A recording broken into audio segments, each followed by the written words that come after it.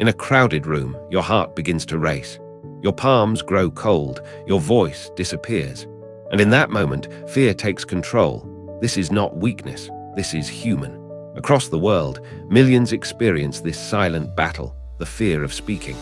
Even the most powerful voices once trembled.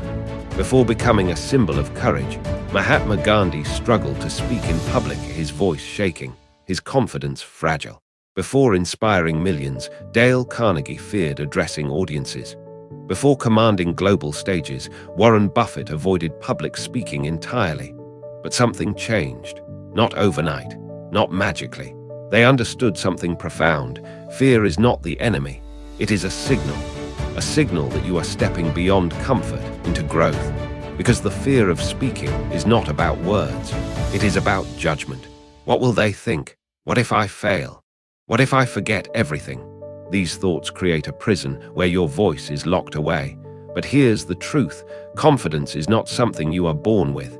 It is something you build. And it begins with understanding the mind. When you stand to speak, your brain senses danger. It activates the same response as if you were facing a threat. Your heart races, your breathing changes, your mind goes blank. This is called the fight or flight response. But the audience is not your enemy. Your mind just hasn't learned that yet. And like anything else, it can be trained. The first step is acceptance. Do not fight the fear, feel it, acknowledge it, and then move forward anyway. Because courage is not the absence of fear, it is action in spite of it. The second step is preparation. Confidence grows when clarity grows.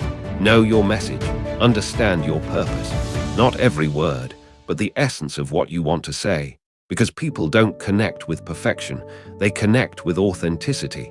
The third step is practice. Not in your mind, but in reality. Speak in front of a mirror, speak to a friend. Speak when your voice trembles, because every time you speak, fear loses its power. The fourth step is reframing. What if the audience is not judging you? What if they are rooting for you? What if they want you to succeed? Shift your focus from how do I look to how can I help? And suddenly, everything changes. Because speaking is not about you. It is about the value you bring, the ideas you share, the impact you create. And when your focus shifts to contribution, fear begins to fade. Slowly, gradually, but powerfully. Every great speaker you admire, they were not fearless. They were practiced.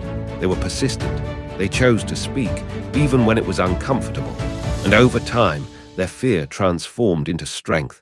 So here you are standing at your moment, your voice waiting to be heard. Will you let fear silence you, or will you take a breath, step forward, and speak?